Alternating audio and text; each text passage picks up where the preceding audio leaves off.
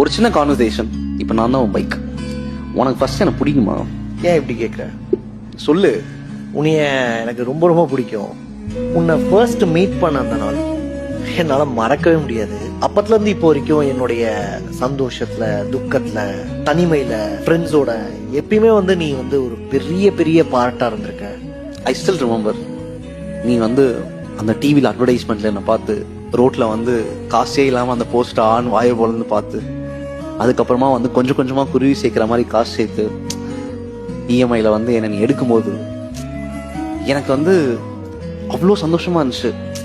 ஒருத்தர் என்னை தேடி வராங்களா, என்னை எடுத்து அவங்க லைஃப்ல வச்சுக்கணும்னு சொல்லிட்டு அவ்வளோ ஆசைப்படுறாங்களா அப்படின்னு சொல்லிட்டு ரொம்ப சந்தோஷமா இருந்தேன். அப்போல இருந்து இப்போ வர எனக்கு ஒரு பெரிய ஃபேமிலி கிடைச்சிருக்கு.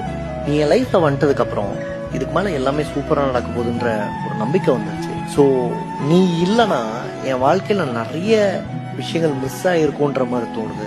ஸோ அதனால அதுக்கு ரொம்ப பெரிய பெரிய தேங்க்ஸ் சொல்லிக்கிறேன். நான் உங்ககிட்ட ஒன்று கேட்குமா? இப்போ கேளு. என்னை விட்டு நீ போயிட மாட்டல?